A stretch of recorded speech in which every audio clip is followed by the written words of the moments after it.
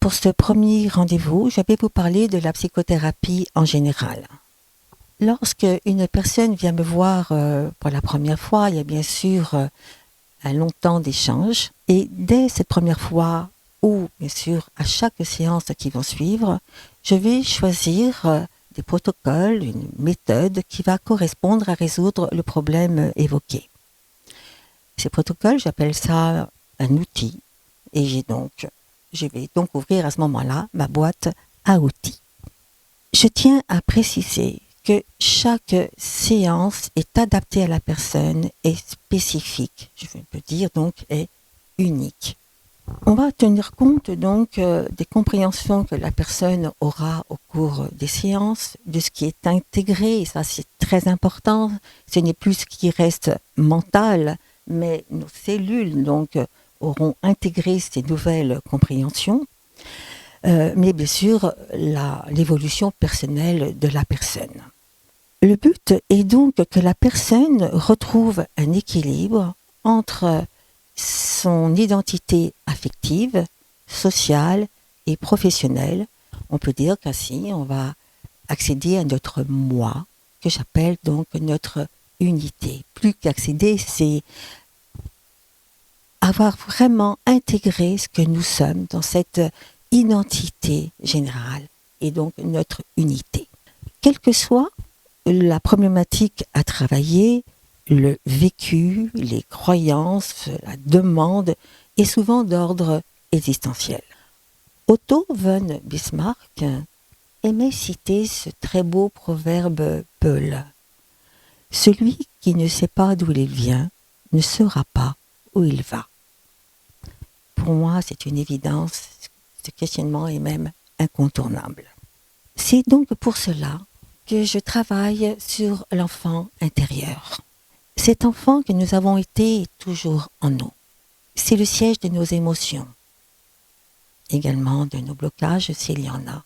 C'est toute notre richesse, c'est notre créativité également. Ce travail avec l'enfant intérieur va nous permettre de se réconcilier, si ce n'est pas le cas avec cet enfant, mais également prendre conscience de ces croyances erronées, qu'on appelle ça également les fausses croyances. Ces fausses croyances vont vraiment nous limiter dans notre vie et on peut donc s'en libérer. C'est le but également de la psychothérapie. En travaillant de cette façon-là, sur ces points-là, et bien sûr beaucoup d'autres choses au fur et à mesure des séances, eh bien, on va se reconquérir une meilleure image de soi. Il va y avoir une réelle réconciliation avec soi-même. On va pouvoir s'accorder son propre pardon, également apprendre à s'aimer et s'ouvrir au bonheur. Dans mon travail thérapeutique, on aborde très souvent la spiritualité. Quelles que soient ses croyances religieuses, son vécu, ses origines, c'est également un questionnement d'ordre existentiel. Le questionnement permet, là encore, d'avoir des réponses, voire une réconciliation avec soi-même, avec ses proches, son environnement, sa vie, si c'est le cas. C'est là donc que la psychothérapie quantique est très performante. En 1990, je faisais partie d'un groupe avec Patrick Drouot qui travaillait sur les régressions. Je ne le savais pas à l'époque, mais je faisais déjà la thérapie quantique.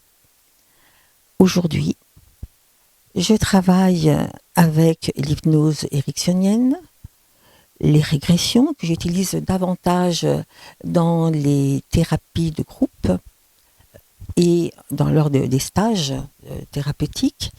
Également la musicothérapie énergétique qui a vraiment un bien fondé pour tout ce qui touche les émotions qu'on a du mal à gérer, qui nous bloquent, qu'on n'arrive pas à dépasser durant la psychothérapie proprement dit analytique. Et bien plus, mais encore que cela au niveau du profit que peut apporter cette approche, cette méthode. Mais j'utilise principalement le décodage biologique pour tout ce qui est d'ordre des blocages de la vie actuelle et la déprogrammation de mémoire cellulaire, on appelle donc DMC en abrégé, pour des questions plus profondes où on va travailler sur l'atavisme familial et de ce fait remonter la branche généalogique concernée par cette question, ce problème, ou alors les vies antérieures. Quelles que soient ces approches, tout cela va agir sur nos cellules. Elles vont se nettoyer, se libérer de ce qui propose tous ces blocages, mais également ouvrir de nouvelles portes. Ça va nous permettre d'accéder au lâcher-prise. Ça va nous permettre de se réconcilier avec nous, avec nos proches, avec notre vie. Ça va nous permettre de reprendre des décisions, d'avoir une affirmation de soi qui va se débloquer ou qui va s'amplifier.